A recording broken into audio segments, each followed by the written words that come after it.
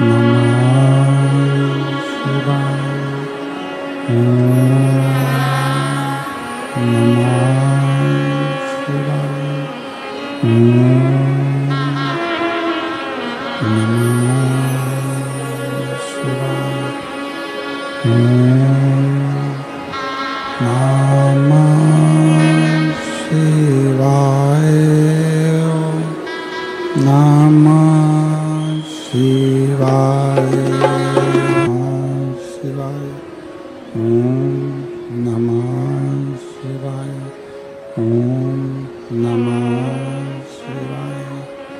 ओम नमः शिवाय। ओम नमः शिवाय। नमः शिवाय। ओम नमः शिवाय। ओम नमः शिवाय।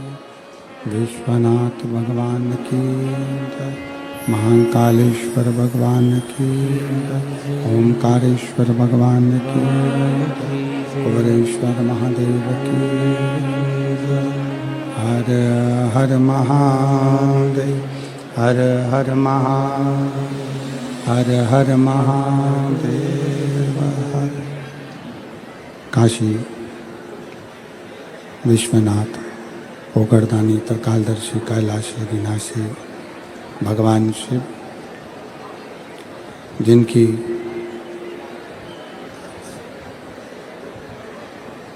पुनीत पावन पवित्र शिव महापुराण की कथा भगवान शिव की कृपा से, उनकी करुणा, उनकी उदारता से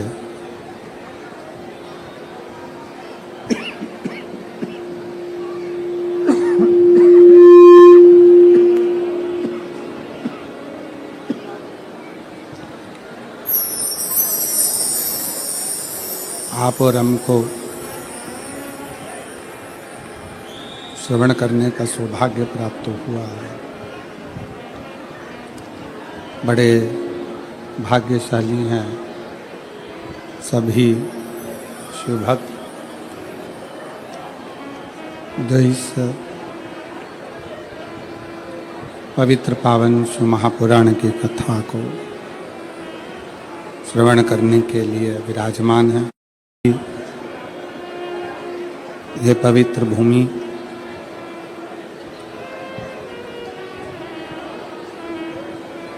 जहाँ का आज तृतीय दिवस है,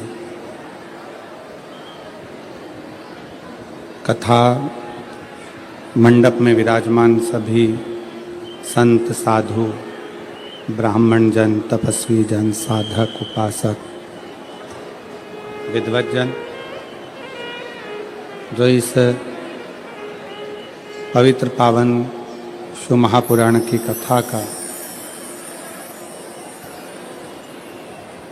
लाभ ले रहे हैं। कथा मंडप में ही विराजमान सभी शिव भक्त जो इस पवित्र पावन शिव महापुराण की कथा को श्रवण करने के लिए विराजमान। कथा मंडप में विराजमान महाराष्ट्र शासन के माननीय शिक्षा मंत्री श्री दादाबाऊ भूसे जी की धर्मपत्नी जी एवं उनके सुपुत्र श्री आविष्कार जी भूसे जो इस पवित्र पावन कथा का लाभ ले रहे हैं। शिव महापुराण कथा आयोजन समिति शहादा तालोदा, जिसके मुख्य यजमान का पद ग्रहण किया है श्री विधायक श्री राजेश दादा पांडवी जी ने, एक बार श्री राजेश दादा पांडवी जी के लिए जोरदार ताली बजाकर स्वागत, वंदन, अभिनंदन, जिन्होंने इस पवित्र पावन दिव्य और भव्य शिव महापुराण की कथा को शाहदानगर को दिया।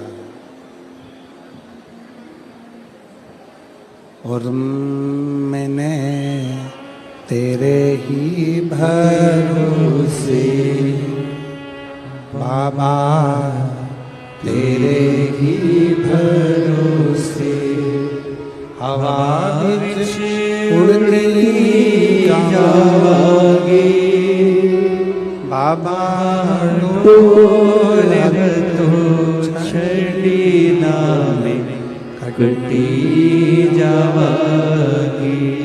भोले मैं तेरी पतंग, शंभो मैं तेरी पतंग, हवा विच उड़ती जावागी बाबा, डोर तो छड़ी नामे कटी जावागी।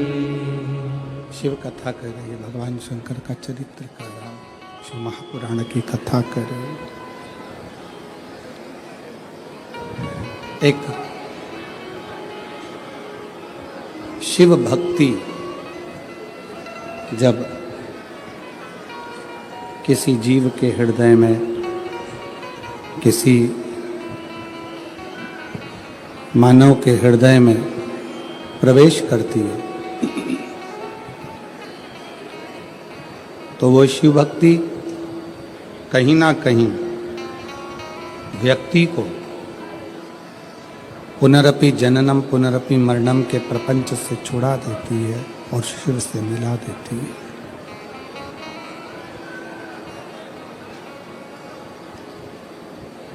एक छोटी सी शिव भक्ति, एक क्षण की भी शिव भक्ति व्यक्ति के जीवन को जन्म और मृत्यु के प्रपंच से छुड़ा बैठती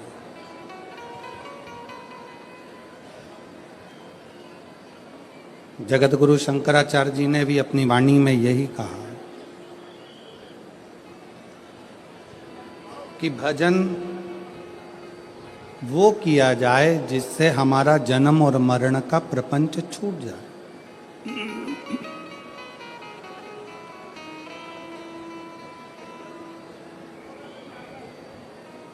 यदि जन्म और मरण के प्रपंच में हम लोग फंसे हुए हैं और उससे बाहर ही नहीं निकल रहे हैं, उससे निकल ही नहीं पा रहे हैं, तो फिर हमारा इस संसार में जन्म लेना, इस संसार में मृत्यु लोक में आना, इस संसार में जन्म लेना बेकार।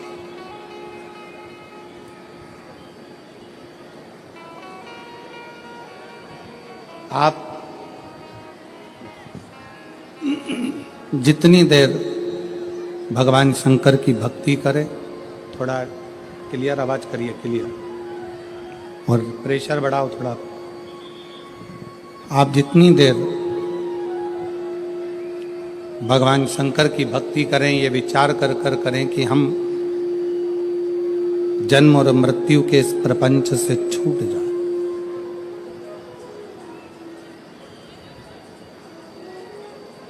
83,99,999 योनियां काटने के बाद ये मानव की देह मिलती है।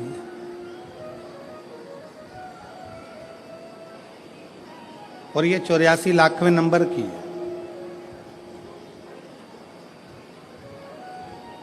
इसके बाद में फिर वापिस वही साइकिल घूमने लगती है, फिर पुनरपि जननम पुनरपि मरणम, फिर जन्म, फिर मृत्यु, फिर जन्म, फिर मृत्यु।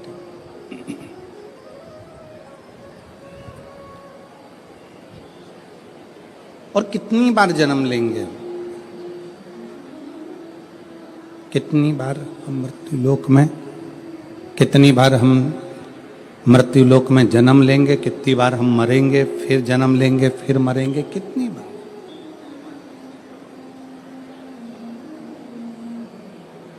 कहा,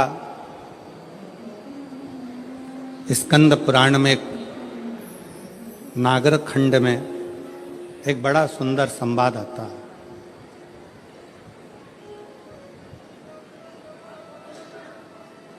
कात्यायन ऋषि का।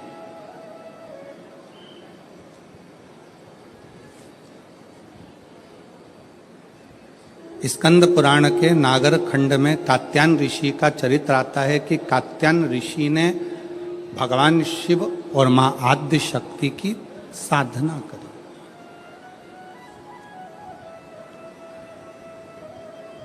पूछा कि यह साधना करने का कारण क्या है, क्यों कर रहे हो, किस लिए? आप यदि कथा में जा रहे हो तो लोग आपसे पूछेंगे क्यों जा रहे हो, किस लिए? वहां क्यों जाना, किस लिए जाना, किस कारण? आप दवाई खा रहे हो तो लोग खा रहे हो, क्या कारण है, क्यों खाई हो, किस लिए?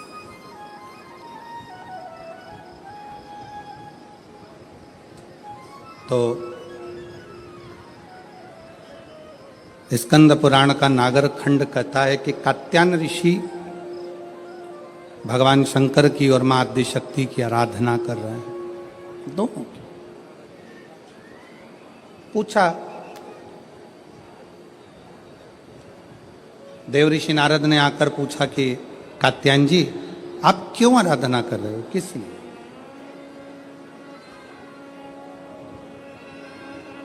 तुम्हारे आराधना करने का कारण क्या है, तुम्हारे भजन करने का कारण क्या है, तुम्हारे स्मरण करने का कारण क्या है, तुम्हारी भक्ति करने का कारण क्या है, तुम्हारा नाम जाप करने का कारण क्या है, तुम्हारा भगवत नाम लेने का कारण क्या है, किस कारण से कर रहे?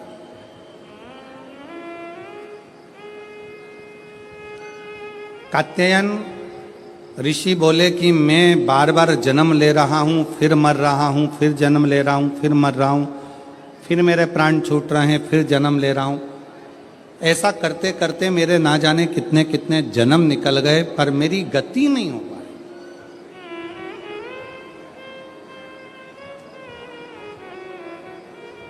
कितने जन्म निकल गए, कितने। और मेरी शाहदा की जीजियों, मेरे शाहदा के जीजाओं, मेरी बेटियों बेटाओं, मेरी माताओं, मेरे भाई मेरी बहनों, मेरे सखा मेरे बांधव, एक बात बहुत सावधानी से स्मरण में लीजिएगा।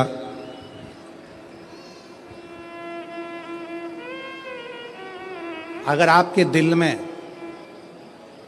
शिव महापुराण की कथा सुनने की उमंग, तुम्हारे दिल में भगवान शंकर की कथा सुनने का उत्साह, तुम्हारे दिल में भगवान शंकर की कथा में पहुंचने की उमंग, उत्साह अगर तुम्हारे दिल में आया है तो समझ लेना कि अब हम बार बार जन्म नहीं लेंगे और बार बार मृत्यु के प्रपंच में नहीं पड़ेंगे।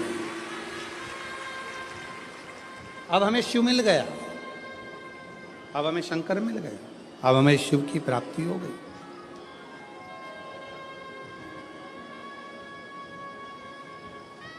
प्यार किसको कहते हैं, प्रेम किसको कहते हैं?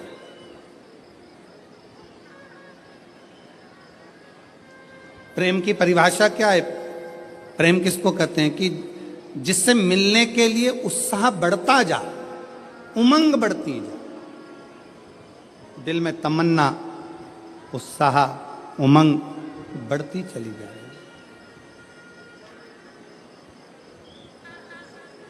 वो एक लाइन आप लोग गुनगुनाते हो ना, कि तुझसे मिलने के लिए तेरी कसम, तुझसे मिलने के लिए तेरी कसम, एक मुलाकात जरूरी है सनम, एक मुलाकात। बाबा से मिलन के लिए, उस परमात्मा से मिलने के लिए, उस परमात्मा के दर्शन के प्रति, उसकी कथा के प्रति, उसके भजन के प्रति उसके मिलने के प्रति। मेरी बहनें जितनी बैठी हैं, मेरी जीजियां जितनी बैठी हैं, मेरे जीजा जितने बैठे हैं, मेरे भाई जितने बैठे हैं, मेरी माताएं, मेरे बंधु जितने बैठे हैं, आप अपने घर में थे, पहले दिन की कथा सुनने के लिए आप आ गए। पहले दिन इतना भीड़ हो गया, इतना भीड़ हो गया, गाड़ी बहुत दूर खड़ी हो गई, धूप भी बहुत तेज, पैदल चल चल के आप अपनी गाड़ी तक पहुंचे, ट्रैफिक में फंस गए, घर पहुंच गए। अब आपने सोचा कि अब एक काम करूंगी, मैं तो टीवी पर कथा सुन लूंगी, कल नहीं जाऊंगी। पर जैसे ही कल हुआ और वापिस तुम्हारे मन में नी 5 दिन की तो कथा है, चाहे कुछ भी हो जाए मैं तो जाऊंगी, चाहे कुछ नहीं। फिर उमंग। अब इतना ट्रैफिक में फंस गए हो, इतनी भीड़ में फंस गए हो, इतना बैठने के लिए, अगर 1 बजे कथा चालू हो रही है तो तुम कम से कम ना करते हो। ये पीछे वाले पंडाल वाले तो रात रात भर से इंतजार करते हैं, तब इनको दोपहर में 1 बजे कथा मिलती है। पर जो आगे बैठे हैं पंडाल में, मेरा मन कहता है, विश्वास कहता है कि आप लोग भी 1 बजे के पहले कम से कम 10-11 बजे तो आते होगे। बोलो सही है कि गलत?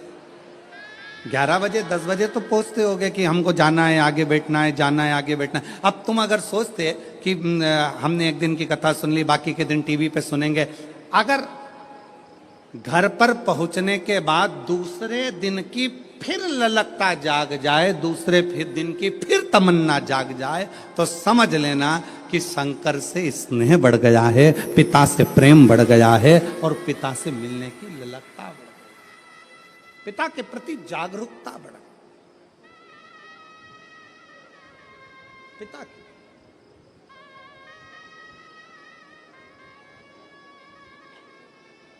उससे मिलन की आस बढ़ गई, उससे मिलन की।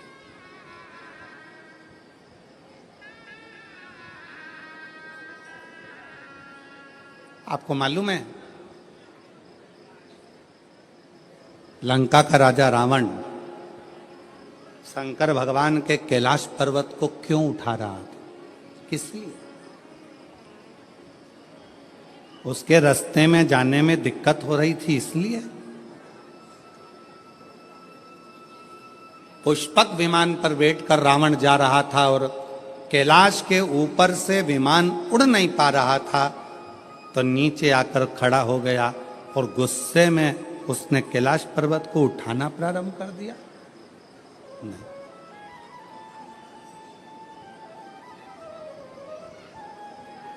क्यों उठा? रावण को क्या पड़ी थी जो कैलाश पर्वत को उठाने में लग गया?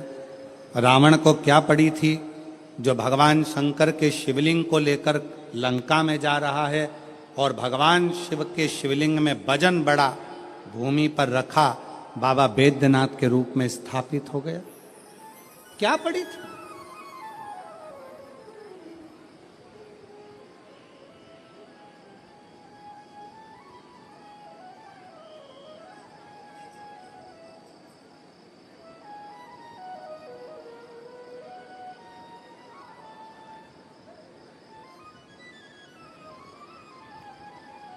आक्रांताओं ने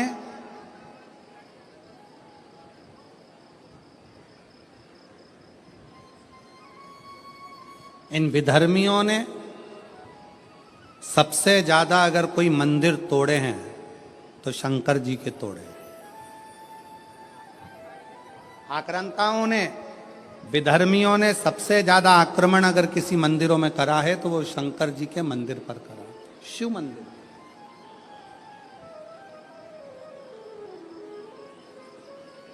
कभी विचार करिएगा,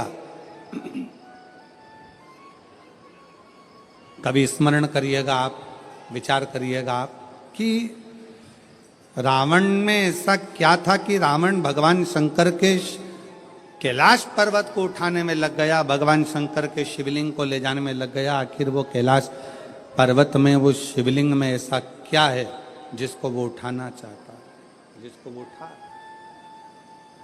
क्या है?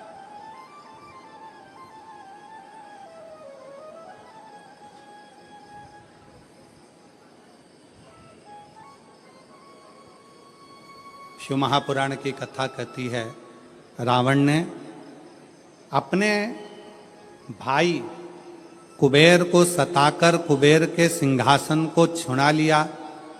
रावण ने अपने भाई कुबेर को सताकर उसका पुष्पक विमान भी ले लिया, पर रावण कुबेर का सिंहासन उठाकर ले गया। रावण कुबेर का पुष्पक विमान लेकर चले गया, पर रावण कुबेर के सिंहासन पर बैठ नहीं पाया। रावण कुबेर के सिंहासन पर, कुबेर की गादी पर बैठ नहीं सका, बैठ नहीं पाया।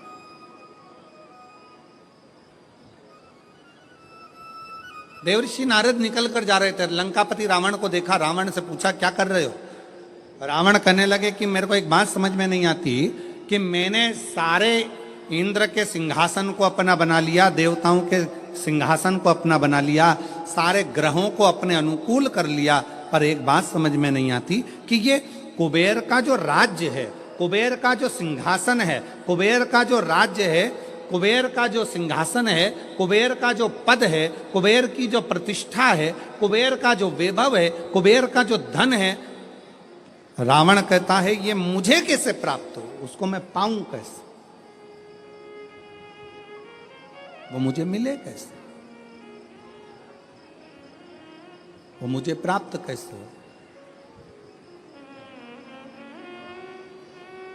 देवऋषि नारद ने कहा, देवऋषि नारद बोले कि रावण, क्या तुमको मालूम है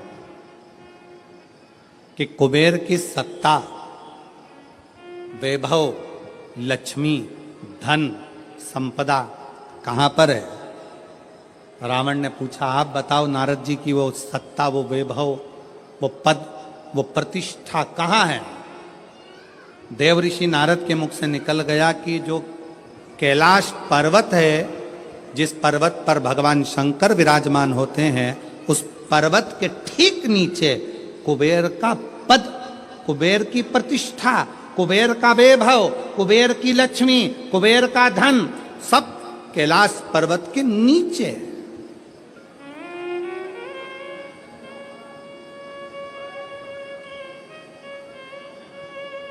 और एक बात बहुत सावधानी से स्मरण करिएगा, आप सबसे निवेदन है, जितने आस्था चैनल पर कथा सुन रहे हैं, जितने फेसबुक पर कथा सुन रहे हैं, जितने यूट्यूब पर कथा सुन रहे हैं, और जितने इस पवित्र प्रांगण के अंदर बैठकर कथा सुन रहे हैं, आप सबसे निवेदन करेंगे कि कुबेर का पद, कुबेर का वैभव, कुबेर की प्रतिष्ठा, कुबेर का धन, कुबेर की लक्ष्मी सारी की सारी कैलाश पर्वत के नीचे है, अर्थात शंकर भगवान के चरणों में, शंकर भगवान के नीचे ये सारा धन, वैभव, प्रतिष्ठा सब दबी पड़ी हुई है। इसलिए लंका का राजा रावण मालूम पड़ने पर कैलाश पर्वत को उठाने लगा कि इसके नीचे से मैं लक्ष्मी को, वैभव को, धन को छुड़ा लूंगा, खींच लूंगा।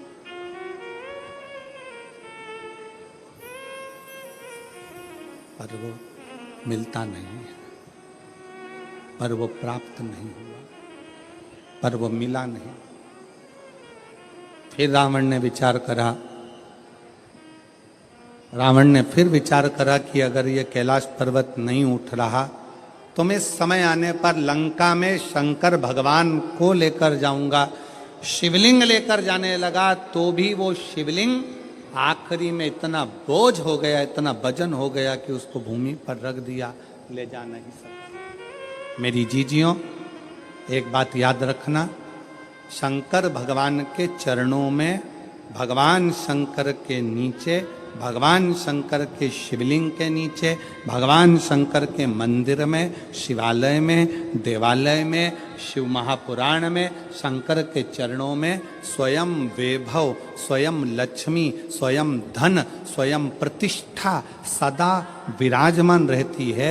जब हम एक लोटा जल शंकर जी को चढ़ाते हैं, उस जल पर हाथ लगाकर थोड़ा सा जल उसमें से झेल कर लाते हैं, अपने घर के दरवाजे पर, दुकान पर, व्यापार पर, व्यवसाय पर, अपने वाहन पर जब हम वो जल छूटते हैं, उस जल को हम छिड़कते हैं, तो ये मान कर चलना कि आज नहीं तो कल एक ना एक दिन ऐसा आएगा कि भगवान के नीचे की चरण की वो लक्ष्मी तुम्हारे घर में प्रवेश जरूर करेगी और एक दिन तुम धनपति वैभवपति बनोगे बनोगे।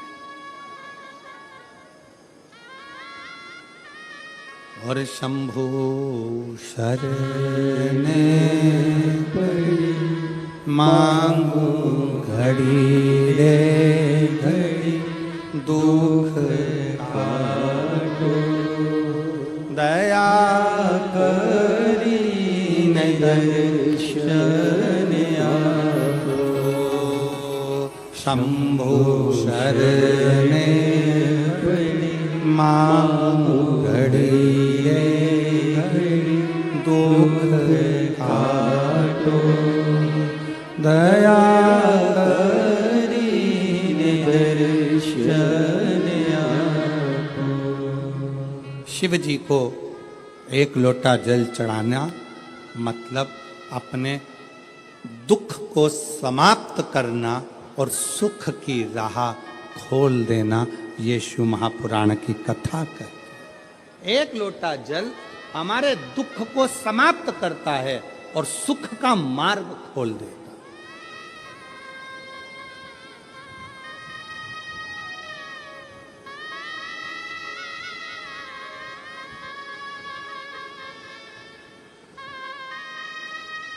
जितने लोग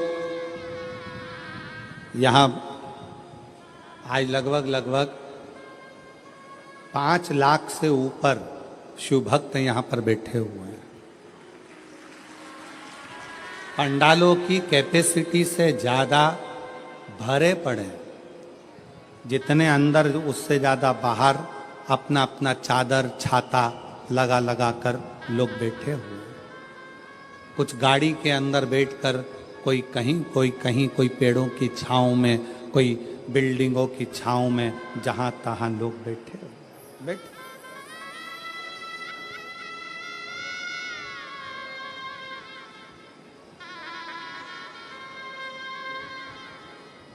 अब ईमानदारी से बोलो,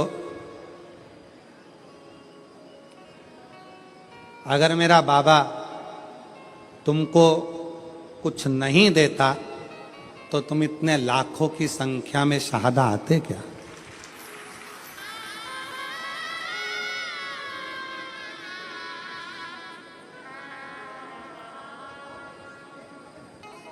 खाली न जाता कोई दर से तुम्हारे, खाली न जाता कोई दर से तुम्हारे।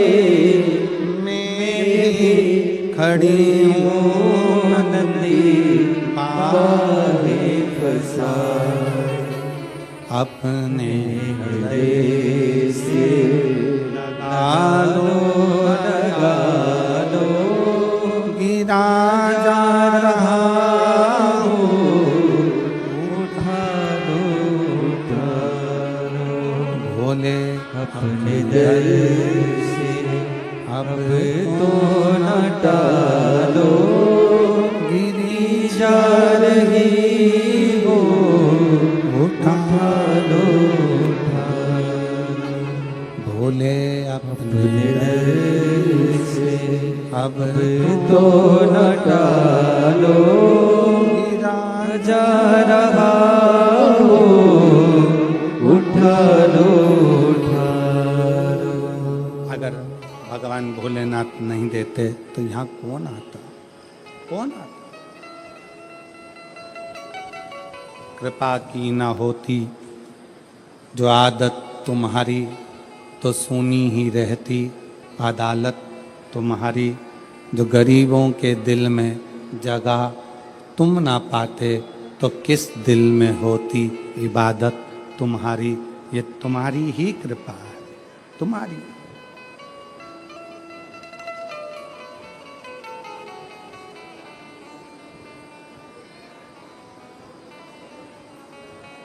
लंका का राजा रावण कैलाश पर्वत को उठा रहा है। क्यों? उसको मालूम है कि इसके नीचे कुबेर का वैभव, कुबेर की सत्ता, कुबेर का आनंद, कुबेर की लक्ष्मी इसी के नीचे है। उठा रहा,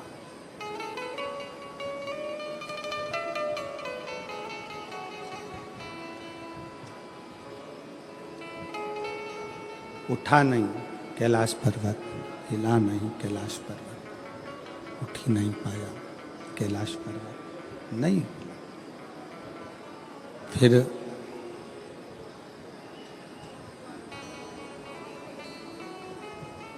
हार गया, जब नहीं उठा,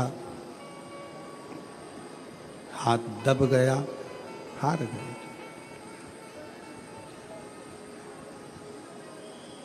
फिर शिवलिंग को ले जाने की तैयारी करी, वो शिवलिंग भी नहीं उठा, वो शिवलिंग भी ले जा नहीं सका। वो शंकर भगवान का शिवलिंग भी ले जा नहीं पाए।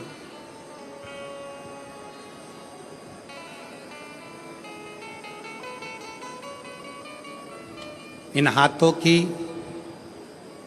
रकीलें अगर गलत हैं, ज्योतिषाचार्य ने कह दिया कि ये रेखाएं तुम्हारी गड़बड़ हैं, ये रेखाएं गलत हैं, तो इन हाथों में जल का भरा हुआ एक लोटा पकड़ाओ, इस हाथों से शिव जी को जल चढ़ाना प्रारंभ करो, इन हाथों से शिव मंदिर में सफाई करना प्रारंभ करो, हाथों की रकीलें धीरे धीरे सुलझना प्रारंभ हो जाएगी और तुम्हारा जीवन श्रेष्ठ होता चलेगा, जीवन श्रेष्ठ होगा। ये भाग्य की रेखाओं में, ये भाग्य की रेखाओं में अगर कुछ गलत लिखा गया है, इसको शिव मंदिर में, शिवालय में, भगवान शंकर के चरणों में इस मस्तक को झुकाना प्रारंभ करें।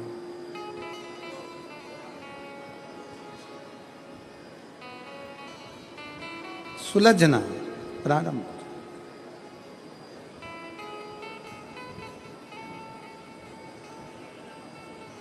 पर उसमें सबसे मूल है अपने मन का संयम।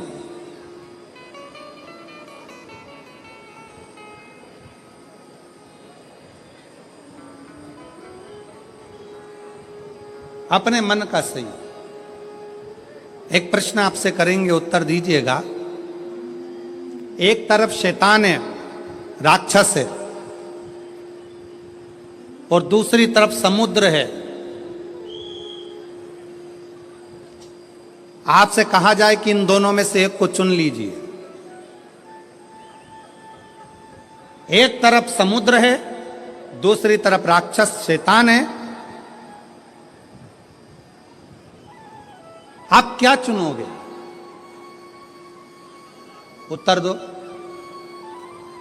एक तरफ समुद्र है, एक तरफ राक्षस है, शैतान है, वो उधर से बढ़ रहा है, समुद्र की लहरें इधर से बढ़ रही है। आप दोनों में से क्या चुनना पसंद करोगे? क्योंकि इधर भी मरना है, उधर भी मरना है।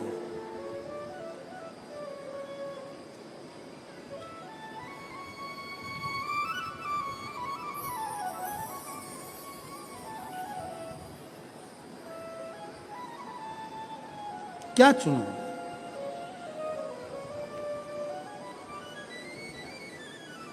तो हो सकता है आप में से आधे लोग कहें कि हम समुद्र को चुन लेंगे, कोई कहे हम राक्षस को, शैतान को चुन लेंगे।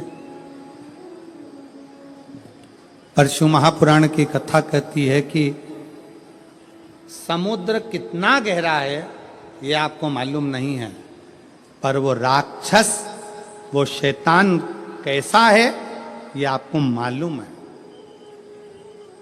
तो प्रयास करना कि वो राक्षस को चुनना श्रेष्ठ है, कि कम से कम ये राक्षस है, ये हमको मालूम है, इसको कैसे डील करना है ये हमको मालूम है, ये कैसे इसको संभालना है ये हमको मालूम है।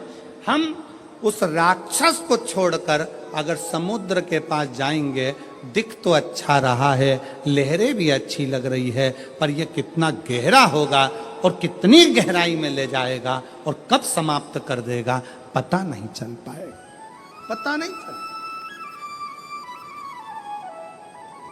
दिखेगा।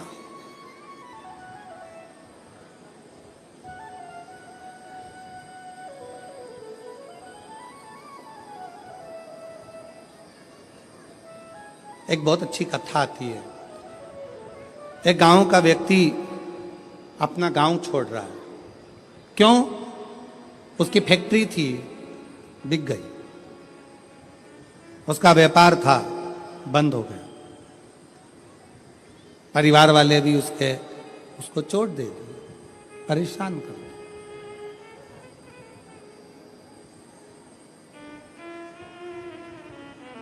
उसने प्लान बनाया कि अब मुझे इस गांव में नहीं रहना है, मुझे ये गांव छोड़ना है, मुझे गांव छोड़कर जाना है।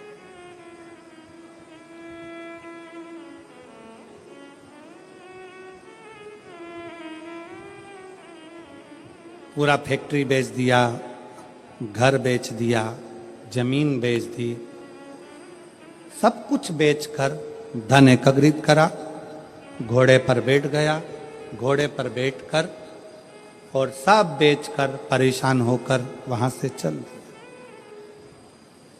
60 किलोमीटर दूर दूसरा गांव था, वहां पहुंच गया। गांव में जाकर देखा तो गांव के लोग आम के पेड़ के नीचे, पीपल के पेड़ के नीचे बैठे हुए हैं, बातचीत कर रहे हैं, सब आपस में बातें कर रहे थे। इस व्यक्ति ने अपना घोड़ा रोका, घोड़ा रोककर नीचे उतरकर उनके पास जाकर बैठा और बैठकर उसने पूछा, भैया एक बात पूछना चाहता हूं, क्या आप मुझे बताओगे? बोलो क्या बात पूछना है, क्या पूछना चाहते हो? भैया ये बताओ यहां के लोग कैसे?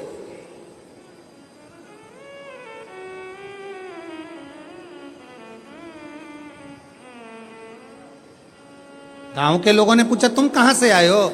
उसने कहा मैं अपने गांव से आया हूं, यहां से 60-70 किलोमीटर दूर से। मेरा सारा अब वो गांव मैंने छोड़ दिया है और मैं सोच रहा हूं कि कोई गांव में जाकर बसना है, मुझे किसी गांव में जाकर रहना मुझे। तुम बताओ यहां के लोग कैसे, इस गांव के लोग कैसे? तो गांव के लोगों ने पूछा कि तुम हमसे पूछ रहे हो कि यहाँ के लोग कैसे हैं, पहले तुम बताओ कि तुम जो अपना गांव छोड़कर आए हो वहां के लोग कैसे थे?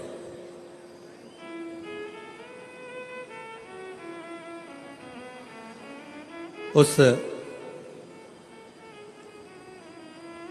व्यक्ति ने कहा वहां हमारे गांव के लोग इतने दुष्ट, पक्के रावण, कंस की औलाद,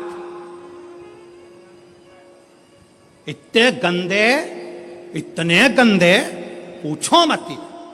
झूठ, प्रपंच, बेईमानी, छल सब उसमें भरा हुआ। अच्छा हाँ, अब आप बताओ आपके गांव के लोग कैसे हैं? तो उन्होंने कहा भैया तुम जो बोल रहे हो बिल्कुल वैसे की वैसे ही हमारे गांव के लोग भी हैं। अब उसने मन में सोचा कि अपना गांव का सामान बेच कर आया और यहाँ के लोग भी ऐसे ही हैं, तो क्या मतलब यहाँ रहने से, और आगे बढ़ा।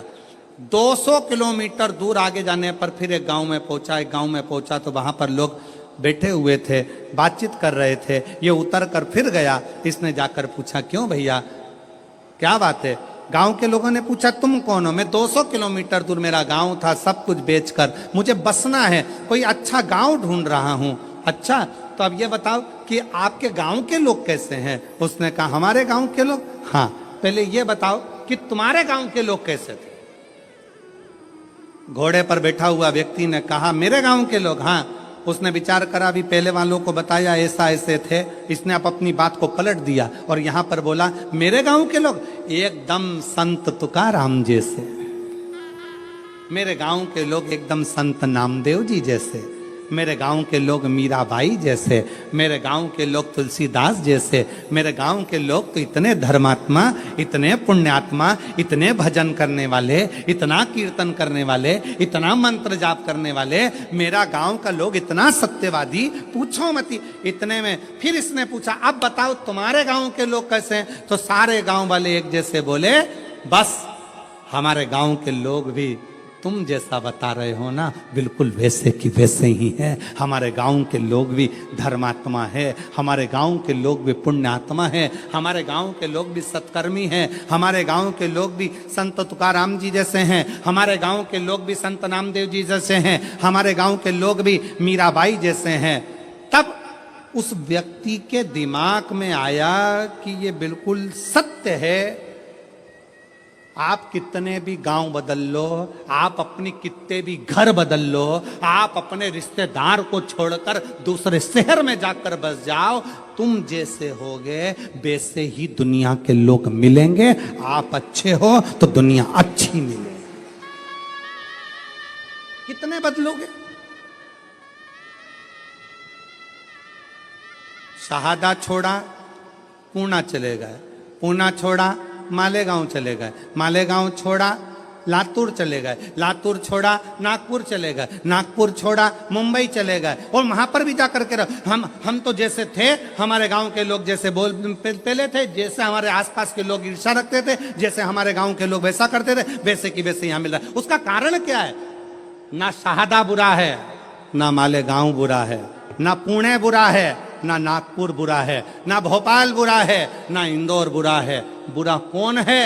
हमारी सोच कि हम दिन भर एक दूसरे में बुराइयां ढूंढते रहते हैं। मेरा पड़ोसी ऐसा, मेरा रिश्तेदार वैसा, मेरा देवर ऐसा, मेरी देवरानी ऐसी, मेरी जेठानी ऐसी, मेरा परिवार ऐसा, मेरा कुटुंब ऐसा, मेरा कबीला ऐसा। हम दिन रात अपने गांव में रहकर, अपने घर में रहकर भी हम दिन भर बुराई ढूंढते थे। तो तुम अच्छे से अच्छे बंगले में जाकर रह लो, वहां भी तुमको बुराई ही मिलेगी। तुम अच्छे से अच्छे 5 स्टार होटल में रह लो, वहां पर तुमको बुराई ही मिलेगी। और जब तुम्हारी आदत हो गई छोटे से घर में भी अगर तुम दिल बड़ा रखकर प्रेम के साथ रहते हो ना, तो तुम जहां रहोगे ना, वहां पर भी तुमको आनंद की अनुभूति होती रहेगी, प्रसन्नता मिलती रहेगी वहां पर।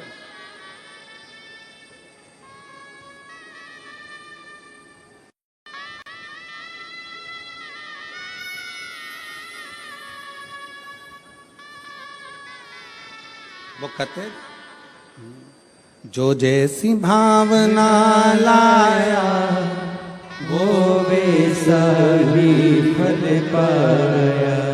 जो जैसी भावना लाया वो वैसा ही फल पाया।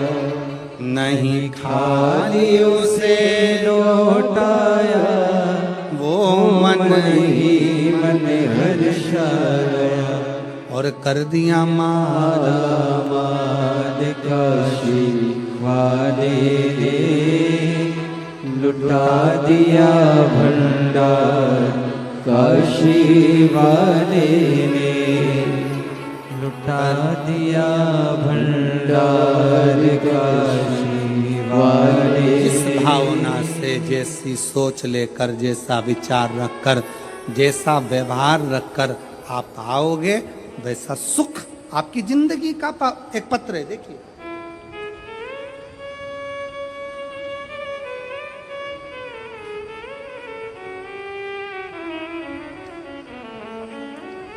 मेरा नाम ललिता परमेश्वर पाटोले, मैं नासिक महाराष्ट्र से हूँ। मेरा मोबाइल नंबर ये है।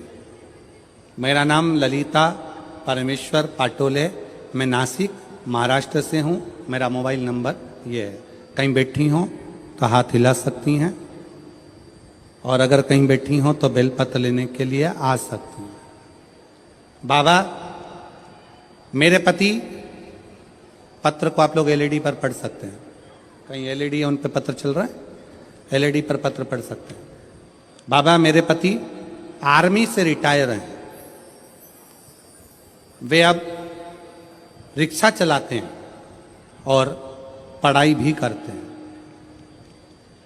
आर्मी से रिटायर होने के बाद मेरे पति रिक्शा चलाते हैं और पढ़ाई भी करते हैं। 2023 को नासिक में कथा चल रही थी, जब दादा बाबू भूसे ने उस पवित्र कथा का लाभ हमको दिया था। हम लोग नासिक के उस पवित्र कथा को सुन रहे थे। मेरे पति आपको नहीं मानते थे, ना मेरे पति आपको जानते थे ना मानते थे। गुरुदेव, उनका विश्वास नहीं था, क्योंकि मिलिट्री में सर्विस करते थे, जैसी सोच थी वैसे अनुकूल बोलेगा। मैंने अपने पति से कहा, आप भले कथा सुनने मत जाओ, मुझे पंडाल के बाहर छोड़कर आ जाओ। मेरे पति मुझे पंडाल के बाहर छोड़ने आते थे, चले जाते थे। तब वो तीसरे दिन पंडाल में भीड़ के वजह से रुक गए। उन्होंने कहा, भीड़ ज़्यादा है, वापिस लेने कैसे आऊँगा? तो उन्होंने गाड़ी खड़ी कर कर तीसरे दिन की कथा में पंडाल में ही रुक गए। पंडाल में रुके। उस दिन धूलिया से एक औरत पैदल आई थी। उसे देखकर मेरे पति के आंखों में आंसू आए। बाबा सबकी सुनता है। उसने उस स्त्री से पूछा, तुम पैदल चलकर धूलिया से नासिक आई हो, तुम्हें बाबा ने क्या दिया? उस महिला ने कहा, मैंने जो मांगा था मेरे भोलेनाथ ने दे दिया, इसलिए मैं पैदल चलकर नासिक तक आई हूं। नासिक तक आई हूं। मेरे पति को लगा मैं आर्मी से रिटायर हूं, अब रिक्शा चलाता हूं, पर मेरी कोई सरकारी नौकरी नहीं लग रही है, मेरे बेटे की भी नौकरी नहीं लग रही है। आज कथा का तीसरा दिन है। आज मैं पृथ्वी पर बैठकर, पंडाल में बैठकर बाबा से विनय करता हूं, अगर कुबरेश्वर बाबा शंकर जी की कथा में अगर प्रबलता है तो वो मेरी भी नौकरी लगा दें और मेरे बेटे की भी लगा दें। गुरुदेव, बेटे का मेडिकल बार बार रुक रहा था।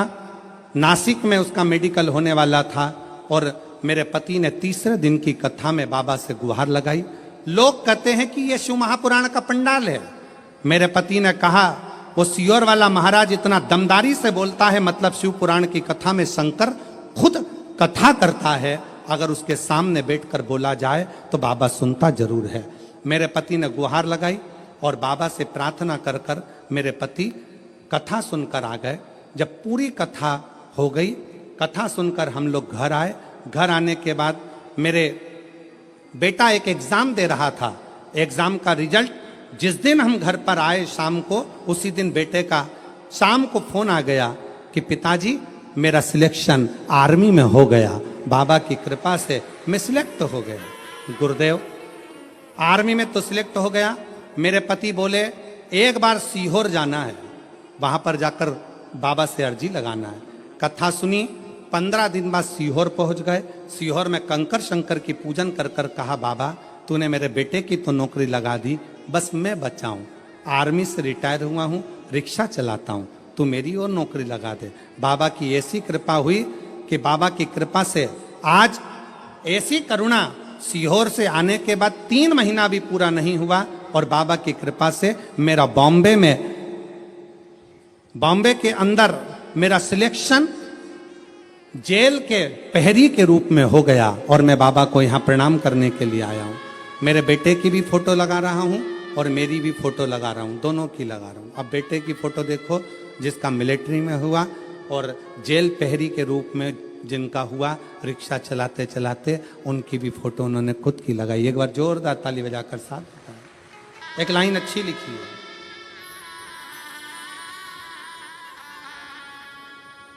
बोलो जरा लाइन को आप लोग बोलो एलईडी पर पढ़ के।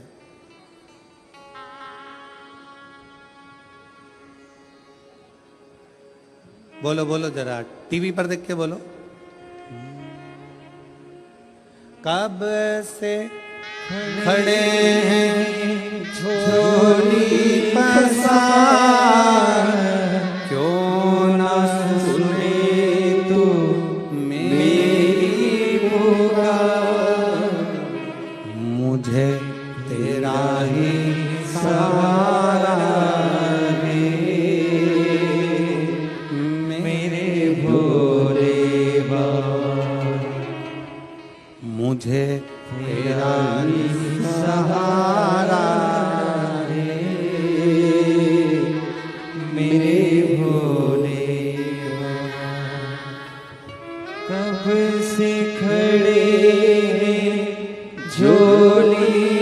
संसार, क्यों न सुने तू मेरी पुकार। मुझे तेरा ही सहारा है, मेरे भोले बाबा।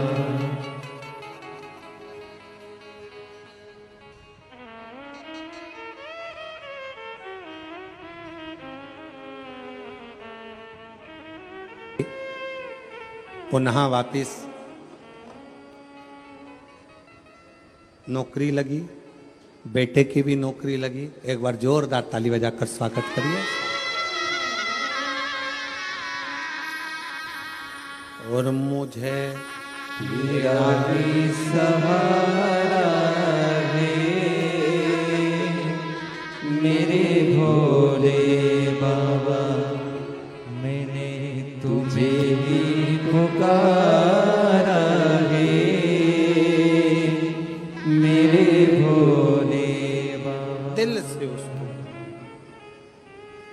कल कथा में कहा था, दुनिया की निगाह में ये केवल कथा का पंडाल है।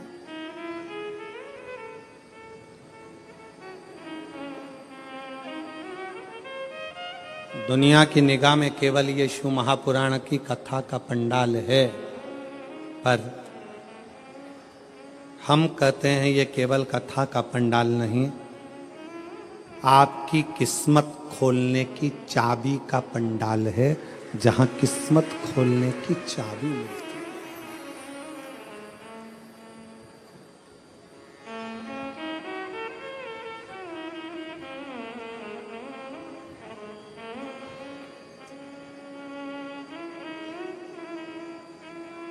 और मुझे तेरा ही सहारा है, मेरे भोले बाबा। शंकर भगवान के शिवलिंग के नीचे का स्थान कुबेर का होता है, शंकर भगवान के कैलाश के नीचे का स्थान कुबेर की लक्ष्मी का होता है। इसलिए प्रत्येक शिवालय में तुम्हारे घर में अगर छोटा सा भी शंकर का शिवलिंग है, तुम्हारे घर में अगर छोटा सा भी मट्टी का, पत्थर का, लकड़ी का, पीतल का, तांबे का, स्फटिक का, पारद का, जिसका भी तुम्हारे घर में अगर छोटा सा भी अगर शिवलिंग है, तो तुम्हारे घर में जहां शिवलिंग रखाता है, समझ लेना वहां लक्ष्मी बढ़ती चली जाती है, लक्ष्मी कम नहीं हो सकती, बढ़ेगी।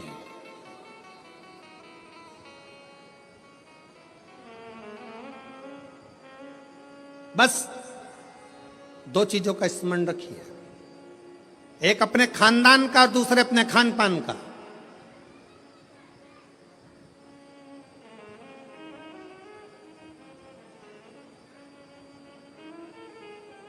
आपको मालूम है,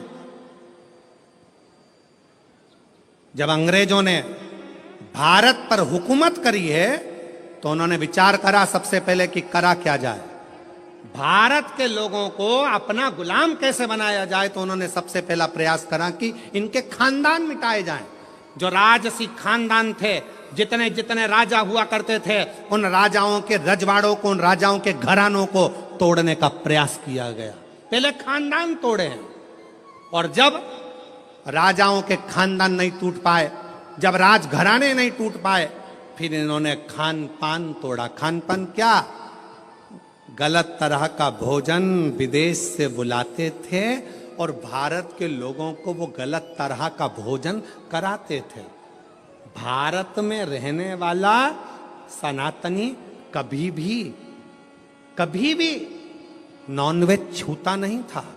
भारत में रहने वाला भारतीय सनातनी कभी भी मांस का सेवन नहीं करता था, गलत व्यसन का सेवन नहीं करता था। वो तो ये अंग्रेजों ने तुमको गुलाम बनाने के लिए जब खानदान नहीं तोड़ पाए तो खान पान को तोड़ा है, तुम्हारे खाने का तरीका बदल दिया, तुम्हें वेज से नॉन वेज बना दिया, तुम्हें ले जाकर गलत भोजन में लगा दिया, गलत भोज।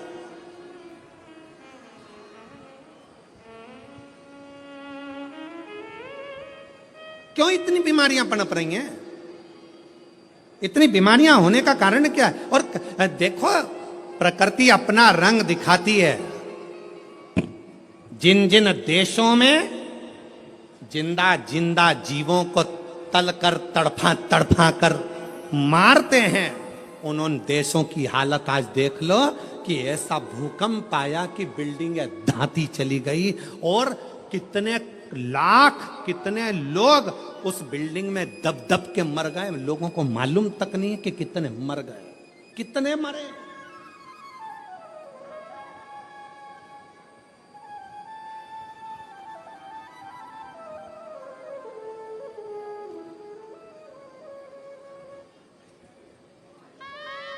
कितने।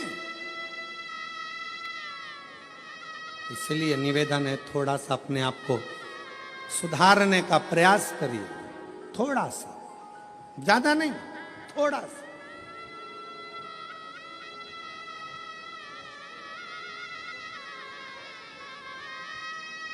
जो गलती हो गई, अभी तक जो गलती कर ली, उस गलती को अब छोड़ने का प्रयास करो। मदिरा के नशे में हो, मदिरा छोड़ने का प्रयास करो।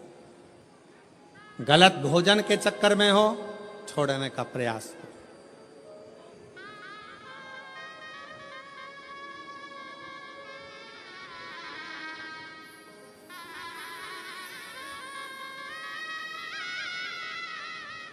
हम कहेंगे तो थोड़ा सा लोगों को बुरा लगेगा, पर सत्यता है, जब उम्र और कमर, उम्र और कमर जब 40 की हो जाए या 40 से पार हो जाए, तो भोजन मत बढ़ाओ, भजन बढ़ाओ, भोजन को कम करते जाओ।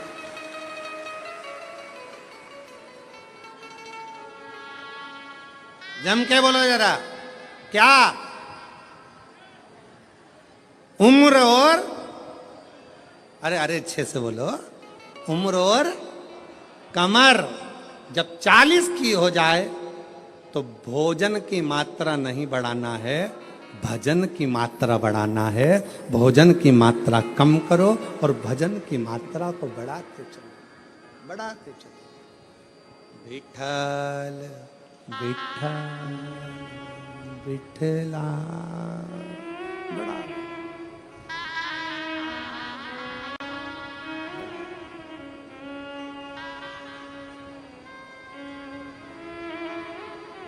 बढ़ाओ जितना बन सके। श्री शिवाय नमस्तुभ्यं,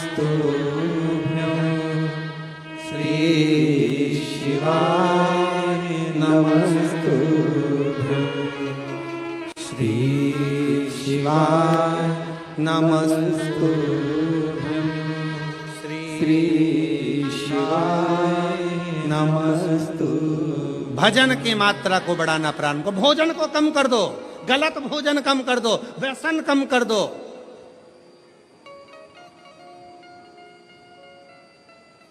गलत विचार कम कर दो, गलत सोच कम कर दो।